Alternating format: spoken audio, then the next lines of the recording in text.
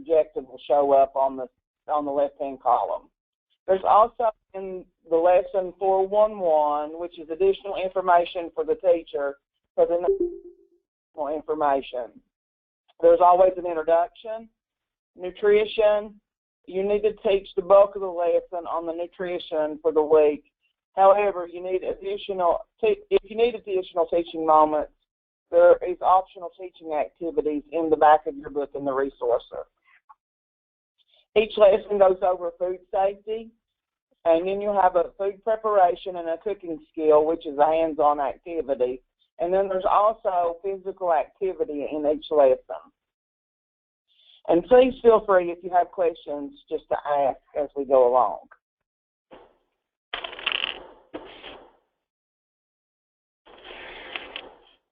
Lesson 1 is Eat Smart. It's on the My Plate. Hand washing. It teaches basic food prep skills, activities that promote health, and then making fruit dip would be your cooking activity. Lesson 2, You Are What You Eat, and it teaches parts of a nutrition facts label, sanitizing a kitchen. It teaches kids knife skills, how to find their target heart rate, and making a vegetable dish. Lesson 3 is Power Up with Breakfast. And it teaches how to plan a healthy breakfast, how to prevent food illness, and the types of beneficial exercise. It also, the cooking activity is Healthy Breakfast with an Egg. And there's several different ones on there, like a hard-boiled egg, a scrambled egg, and making an egg omelet. Those are some of the cooking activities that you could use. Lesson 4 is Find the Facts, and they use the slow, go, and whoa method, which tells you what foods are good to eat, what foods are sometime foods, and what foods you really shouldn't eat. The temperatures for cooking meat properly, that's the food safety part. Why to limit your screen time, because we know today kids get a lot of screen time and less physical activity, so it's helping them to learn to limit their screen time. The cooking activity is making a low-fat recipe of favorite teen foods.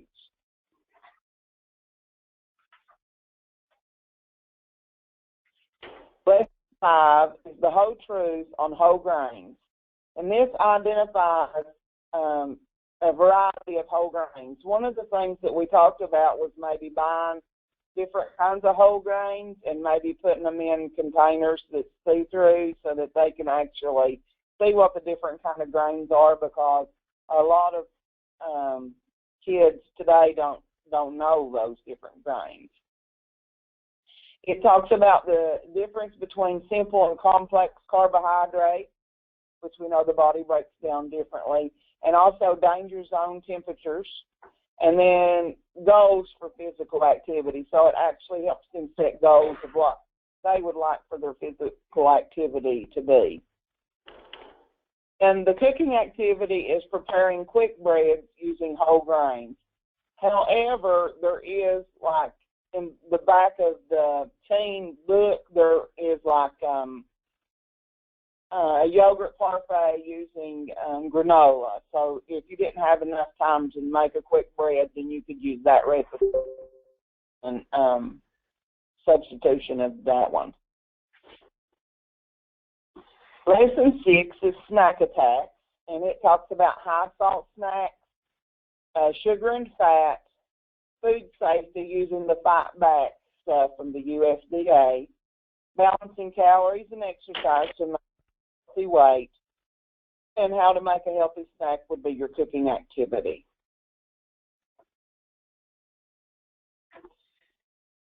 So one of the questions was, can you use the FNP recipes? I don't even see that on there. For the Teen Cuisine curriculum, and I would say you need to make sure that it's based upon what your lesson is about, and also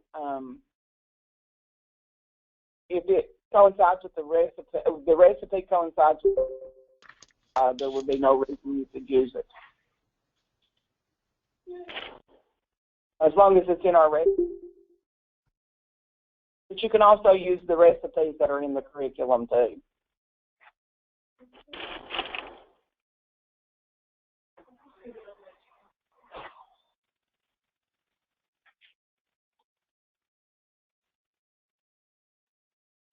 And also, located in the back of your binder, there is a resource section that contains additional handouts and activities that go with each lesson. Each student should receive a copy of the participant guide that goes with the curriculum, and we had those printed that they're really nice and set up really nice for those kids. We had questions about the participant guides with the last curriculum training, and they said that do we give the participants the guide so that they can use it, they can take it home, or do we keep them and then let them have it at the end? There are activities that are in the participant guide, and we would recommend that that they would be able to have some time to do those activities. So if you're not able to let them take it home, then you should at least set some time aside for them to complete some of that stuff. Like their goals and objectives for physical activity, that would be a very important one. And then there's other activities within that guide. Does anyone have any questions?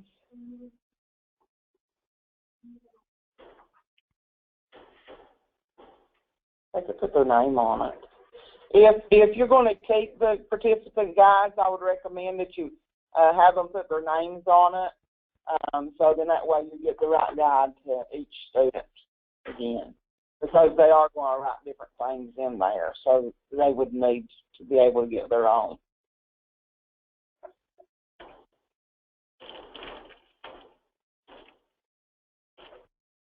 Do you want to go over?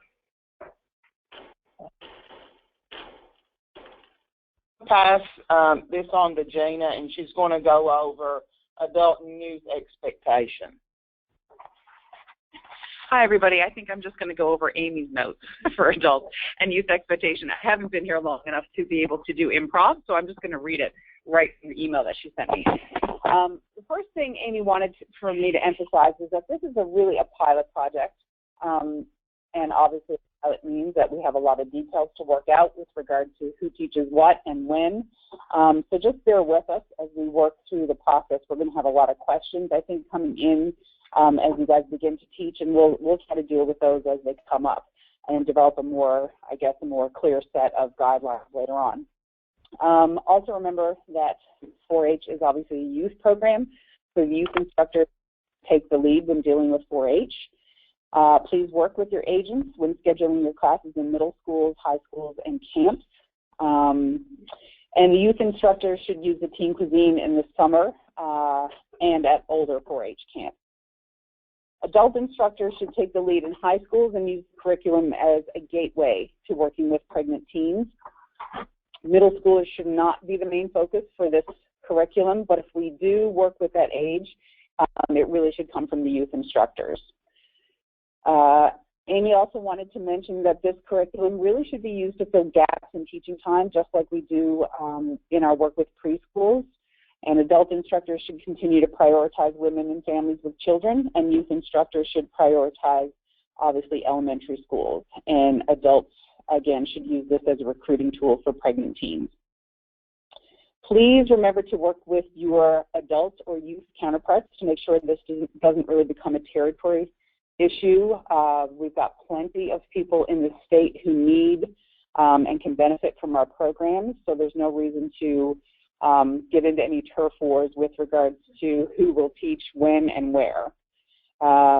And last of all, the free and reduced rate has to be verified for the school or camp before teaching there. All schools have to be 45% free or reduced. In the fall, if we are we're checking into what we're going to be approved for in terms of our percentage for the fall. But if we happen to be approved for 40% or more, we will let you know that. But obviously, we have to make sure that's approved first. So Amy is working with the folks at SNAP-Ed to figure out what is going to be our percentage. We had a meeting the other day, and there's still a question up in the air whether it's going to be 40, 45, or 50, and we're waiting for confirmation on USDA from that. So bear with us, and we'll get that information to you as soon as we have it.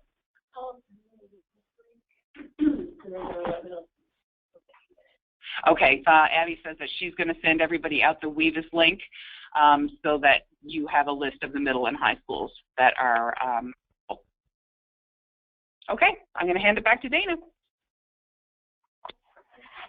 Does anyone have any questions?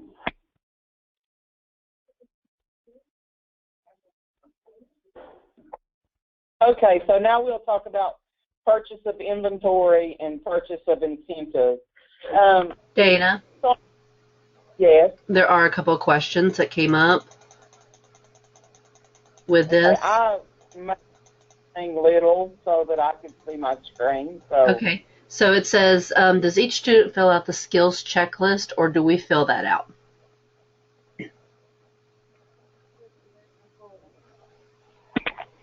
Could you repeat that?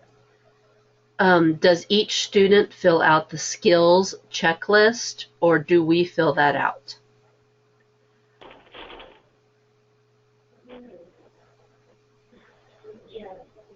We say the student should.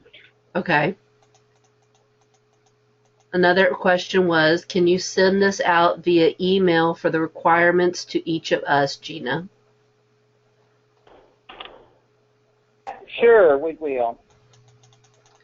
And last one, how can we verify guidelines if we have a class at a library or a church?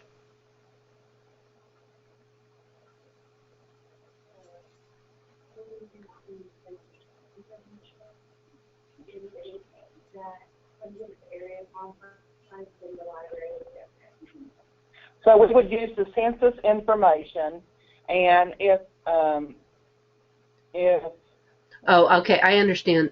Elaine, that's what it does is you go to the closest, whatever school is the closest to you, and you use their information from that. So if, like, let's say you're wanting to go, Elaine, to the library here, you would use Straley's. Well, even the WVU information gives you like a total at the bottom of how many students are enrolled in the schools, how many are free and reduced lunch, and the percentage. Right. So even the information will give you that general amount. Right, but you use the school that is closest to that location of where you're at.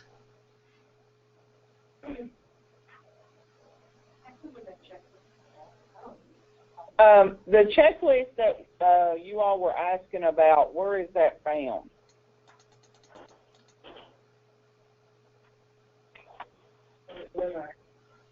Who asked that question? Elaine, that was you. Did you? What? Near the back of the book. I'm going to go ahead and give you microphone access or go ahead and turn on your microphone if you're able to.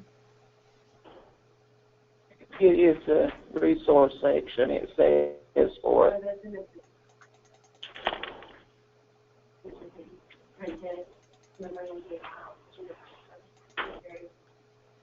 Oh, the resources.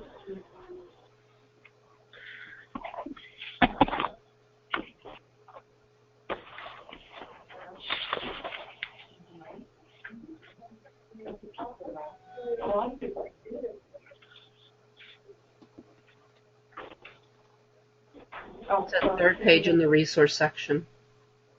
It's, let's see. Yeah, it's this one that they're talking about.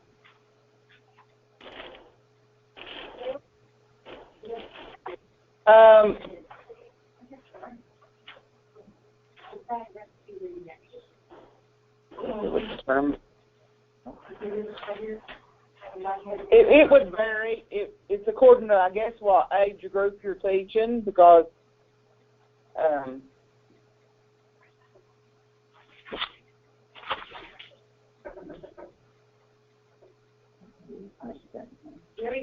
think I understand why this is here, because I'm doing it with like 4-H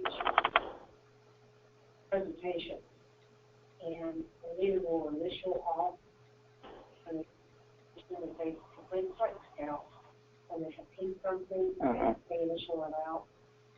I'm wondering if that's what this is. so I don't think this would be a required form. It's just something that you could use if you'd want to, but I mean, I don't think that would be a required form. It would be a good way to check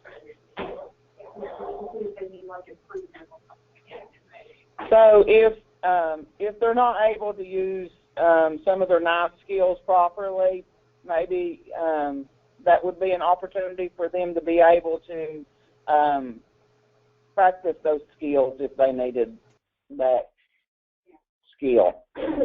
But I don't think that that would be an actual required form in our curriculum. The bulk of the activities is what we really want them to get. You know, learning the food safety methods, learning how to use their knives and that kind of thing. But I don't think we're actually going to be like giving them a grade on it, if that makes sense. Did that answer the question? Well, even over yours. You did? Yeah. What? Oh, okay. I thought you were going to So but that's even better. is there anything else you'd like to say other than what was on your piece of paper? Hi. That's what I'll say. Hi. Amy, real quick. There was a question from somebody about doing the numbering form. I know we usually give those to the teachers to put the names on.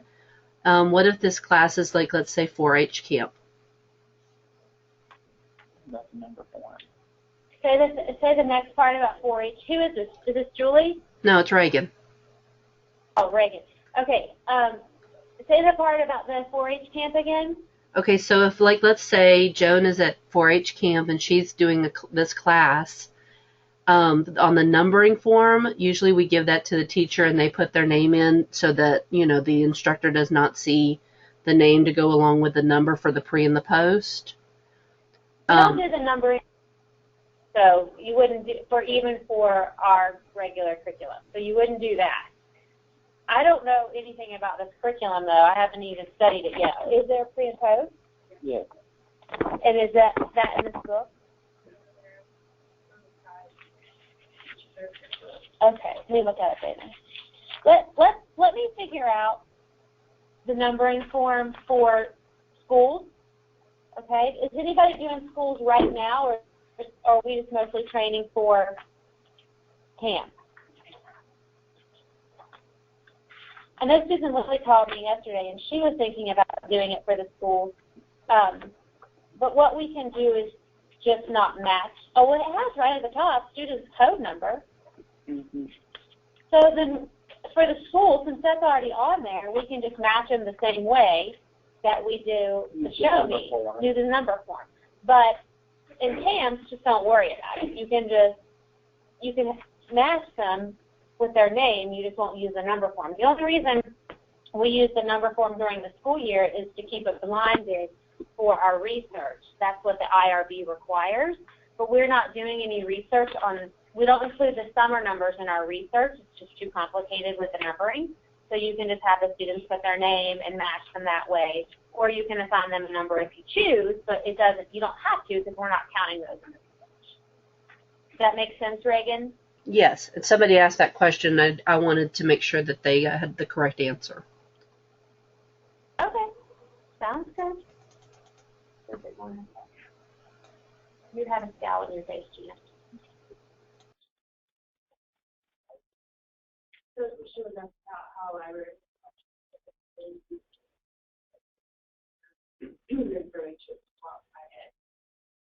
Yeah, so Here's the question. Can they hear me speaking? Yes.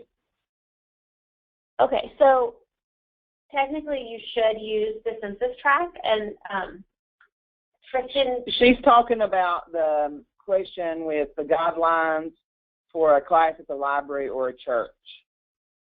Yeah, so the question is, how do you qualify that? And Kristen can give us that link. I don't know what it is off the top of my head, but the other way that I have done that in the past for the youth NOIs is we use whatever school is closest to that library. So if the school is free and reduced more than 50%, or now it's 45%, then we would consider that library to be too, unless, of course, you would know for sure that the participants coming there are of a higher income. So that's the issue that you have sometimes in camps. Camps aren't quite as straightforward as, for example, doing a class at Spokes or WIC or even a school. You know, you can pull data from the schools where the kids are coming from the camp or at that library, but that doesn't mean that the kids, for example, at a 4-H camp would be higher income. So if you know that the class that's signing up for you is a high income, then you should not do that class. But if you're doing a class in the library and you know you're targeting the right income, you know you're targeting the needy population, then you can use the census tract, or I think you could probably even get by with using the local schools. That's what we do at camp. Joe, would you have any other suggestions for that and what we do? Normally, guys, what we do is, say like when we're at Camp Russell Tate, there are 4 schools that are supposed to give, and they all 4 qualify, but there's a 5th school that doesn't qualify. We average it. And so we average those percentages of all those 4 schools to come up with the actual number. But remember, now we can do places that are 45% or more free and reduced. And I'm hoping that next year we're going to even go down lower than that. I can't say that we will until we get approval, but it looks like we're going to be able to even go lower than that at some point.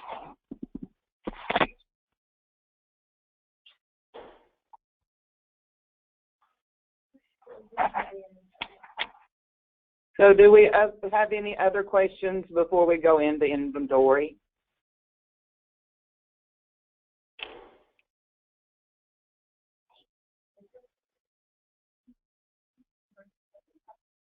Okay, so with purchase of inventory, I've seen that Elaine asked if we would, if y'all would receive a resource kit. On page 10 of the guide, there is a resource kit checklist, and what we're suggesting is, if you, we know that you probably got like measuring cups, measuring spoons, things like that already in your supply kit. So what we're suggesting that you don't have on that list, then you would go ahead and purchase that for your inventory for the curriculum. So we want you to make this curriculum your own. So what we're suggesting is if you have something that you would like to purchase for the actual resource, for your resources, then send an email to Amy, Gina, or myself, and we will approve it and make sure that it goes through the right track that way. And I had a question, what page is the resource list on? And that's on page 10. And there also is an important discussion about food allergies right before that, so that you can see some of the most common foods that people are allergic to when you're going to do stuff in your classrooms. And also, if you see something that you would like to purchase as an incentive item, we would ask again that you would send that information to us, myself, Amy, or Gina before you go to purchase it so that we can approve it. But any incentive item can't be over $4 per person.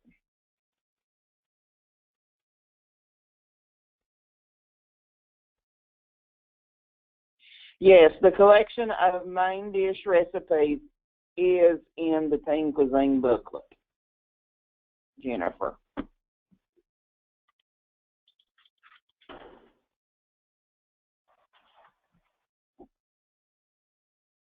So I'm almost finished with what I had actually on my list of things that I needed to talk about. I don't know if Gina or Amy has any additional information to add. No, I just want to make sure that,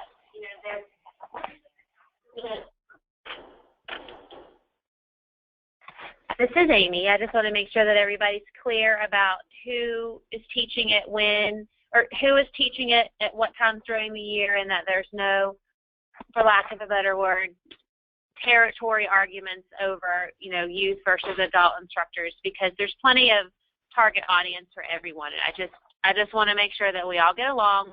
We've never split a curriculum like this before, so it's a new endeavor for us, and I just want to make sure that nobody has any questions.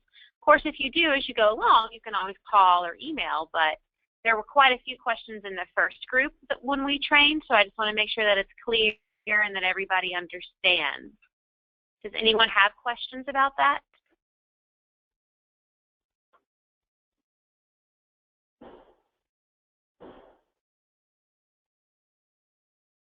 Nope.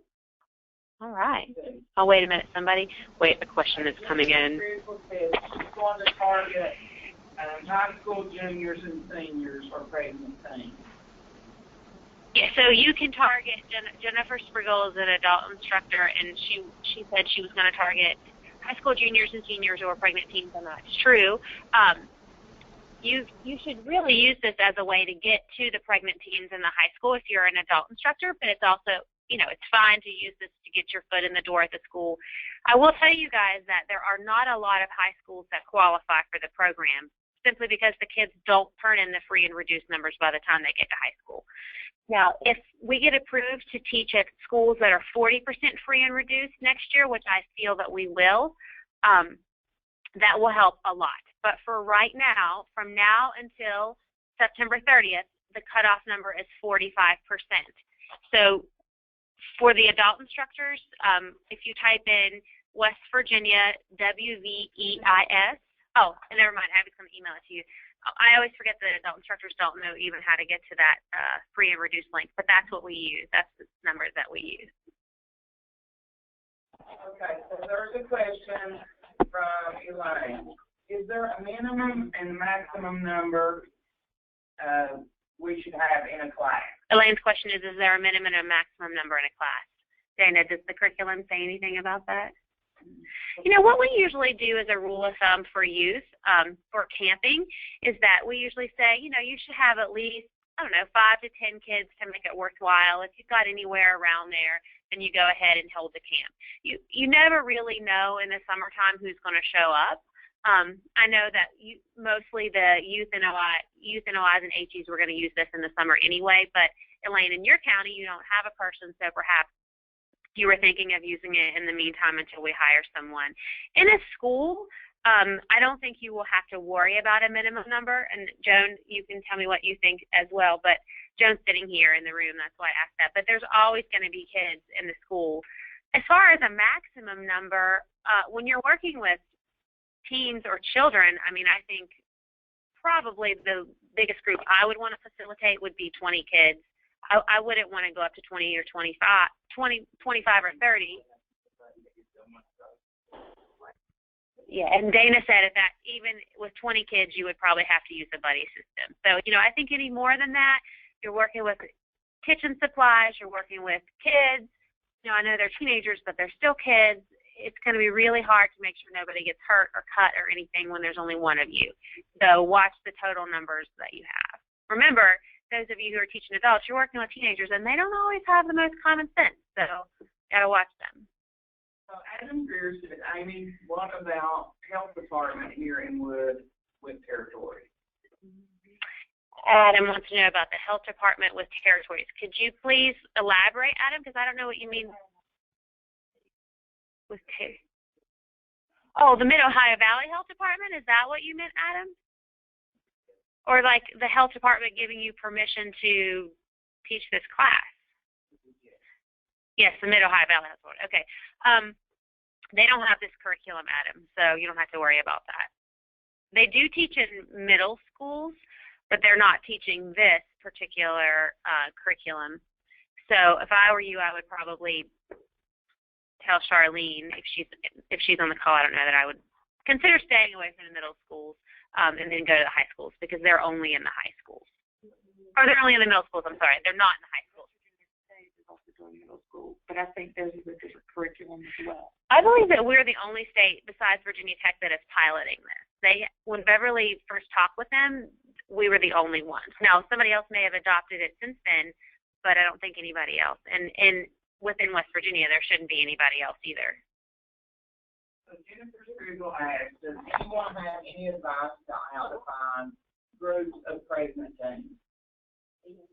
Groups of pregnant teens. Anybody, any adult instructor that's on the webinar right now, if you want to type a response that says advice for getting groups of pregnant teens. And I know I've heard from other adult instructors. For example, we had an adult instructor in McDowell County who, before Jennifer was hired, who worked with a lot of pregnant teens, and she said that there were already groups pre-formed in those schools, that they had those girls or women in special classes, and they had time set aside for them during the day, and so that's what she went to target. Gina also said your school nurses or counselors might help you to get in. Unfortunately, in West Virginia, we have a pretty high pregnant teen rate, and so I think if you just go to the high schools and ask, I think there's probably population there that you might not be aware of.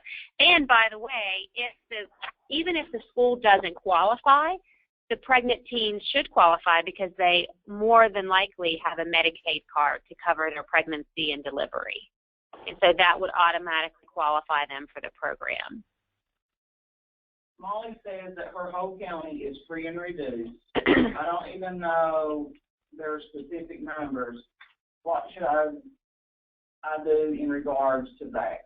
So that's a good question. Molly wants to know about how to qualify the schools, because every county, the whole county is free and reduced. And so even though the county is considered free and reduced, there will still be specific numbers for each school. Abby's going to send you out the link for that. And a lot of high schools are not qualified through the community eligibility option. Yours might be, Molly, so I'm not sure. But you still need to double check the link that we're going to send out just to make certain.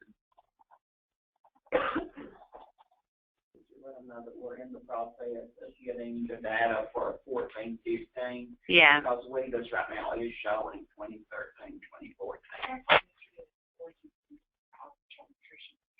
Did you email them for it, or did you just find it? Okay, I'll explain it in a minute. So the link that we typically use has not been updated since last June, but we need those numbers for our SNAP-Ed grant that we're writing now, and so we're trying to get the most recent numbers, which would be 2014, 2015, and so we just kind of need to stay posted on that. In the meantime, like let's say you have something scheduled for next week and you want to know whether your school qualifies, just use the link that Abby gets you. But once we get the updated numbers, which they definitely should exist, I don't know why they're not online, we'll let you know what those are.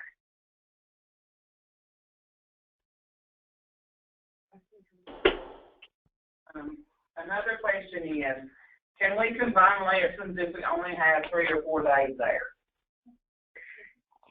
Dana, you know the curriculum better than me, but in Show Me, we typically do combine lessons when we're limited. you have to combine lessons that make sense to combine. If there's a fruit and a vegetable, you can combine that. It's good to know how much time they have to. Yeah, it's really going to depend on the time.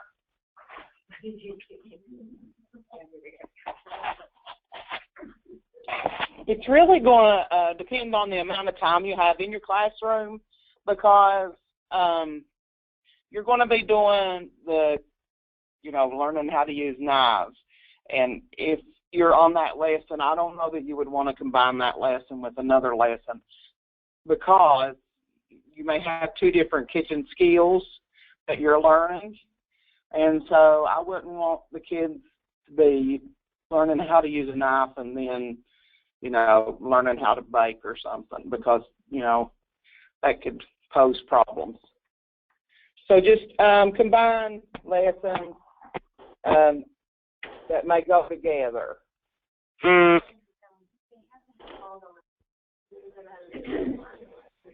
Yeah, we.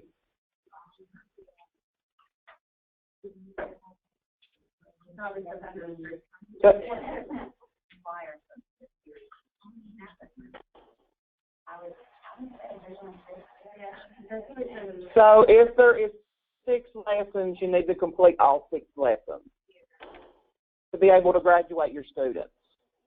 That was another question that came up in our last training.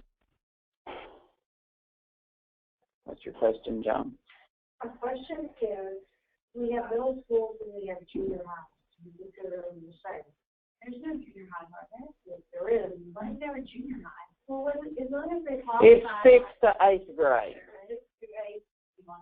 And then 9th through 12th. So Joan asked about, so you have middle schools and you have high schools, and she was asking which one, middle schools and junior highs, which one do you target?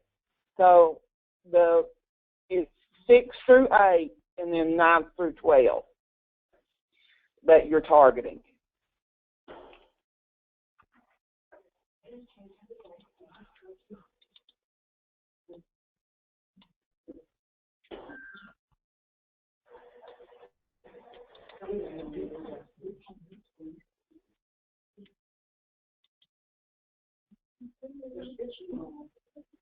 Okay, so this might be a question for you, Amy.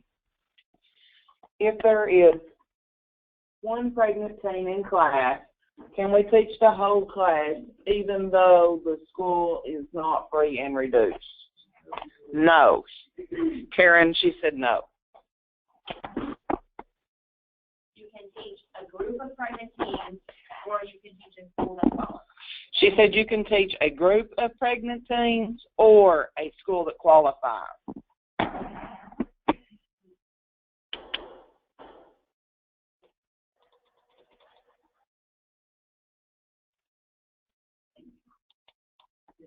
Do we have any other questions?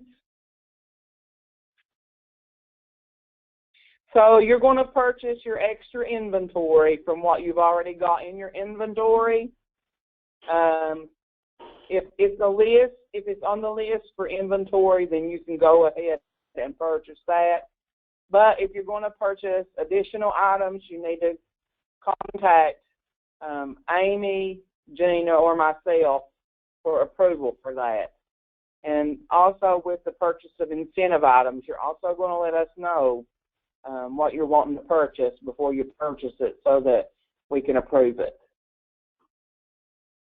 And I think one of the things we stress is that we want you to make this curriculum your own. So, make it your own. You can be individual as long as you stay within the curriculum.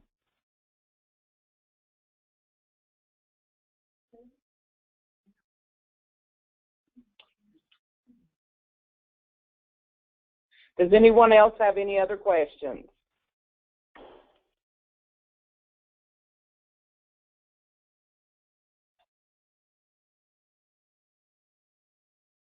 Okay, so let's see, wait just a minute. We just had a question.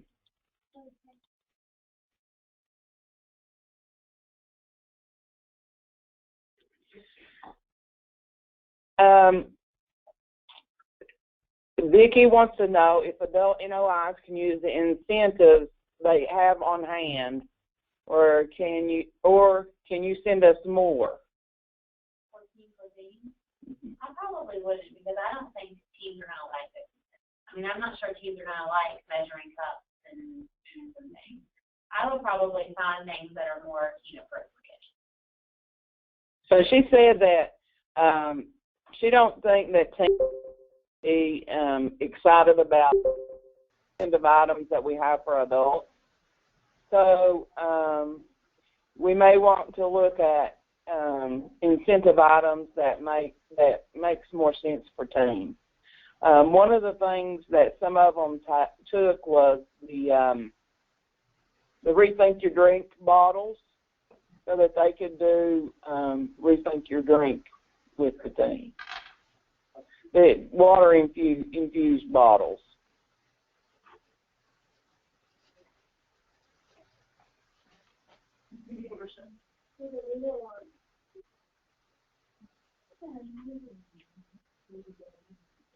So that we think that would be a good incentive item for the teams. I don't know if they have any ideas of what they can do. You did not miss a list of incentive items. I'll say again that we want you to make this your own. If you have suggestions on incentives that would be good for the curriculum, then please shoot that in the email to one of us.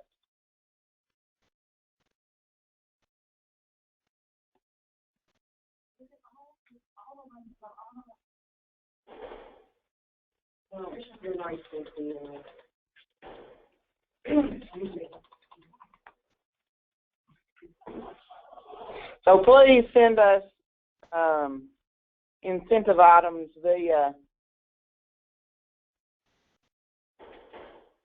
Elaine, you can use the salad shakers and the infused water bottles with this curriculum.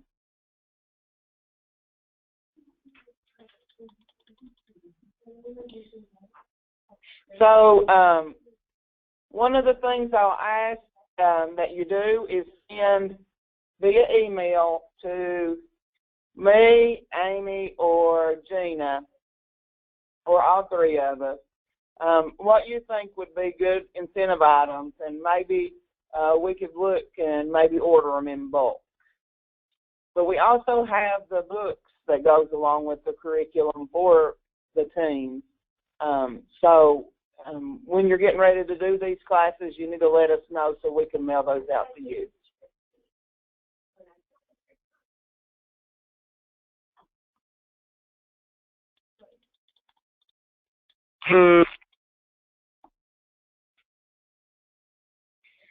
Okay, so Elizabeth, I really haven't looked for the plastic chef knives, but I can do that and send you all a link.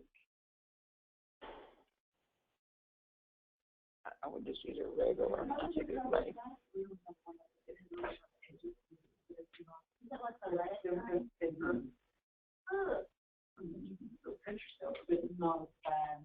I mean, I think we could get those infused things. We could probably get like some plastic cups that change colors whenever you add cold beverage, and then maybe a pizza cutter or a tortilla cutter. I mean, that might be something that the kids would like. This is all based on cooking. Like those would be. So Amy said maybe some of the cups that change colors when you add cold stuff to it, that might be a good incentive item. Maybe a pizza cutter or a tortilla cutter, you know, some things like that. The instant read thermometers are just neat thermometers, aren't they? You can use a thermometer to do anything. You have to clean it. So those are just the thermometers that you use during cooking, Molly. Just like a meat thermometer that we would have. Just like the thermometers that they have. That's what for ESPA. We wouldn't want to hand those out to the team participants we use. But to use in our class for food safety or whatever it's for. Yeah, you could use a few of them in class to teach. Yeah, no, that would be a projectile. I wouldn't want to give that to a teenager. I suppose anybody has teenagers at home, and if they do, go home and ask the kids what they would want. Well, Lisa Bell says she has 2 teens, and she'll get some ideas from them. So if you have teens or like a teen leader group in your community, maybe you could ask them for ideas of what they would like as an incentive item from their cooking class. And then you can share all your ideas that you collect with us.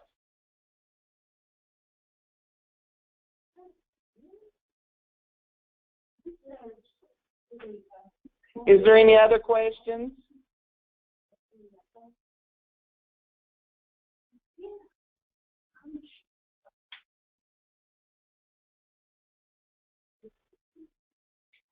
Well, if you don't have any other questions, I think that's all that I have. Reagan, will you be the one ending this, or?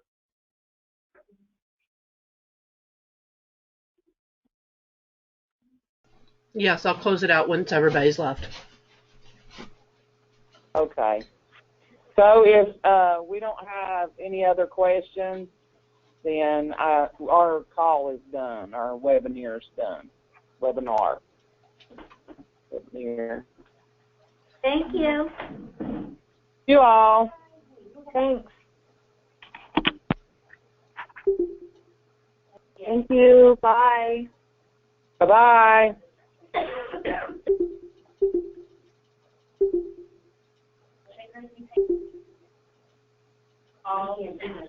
So we're gonna.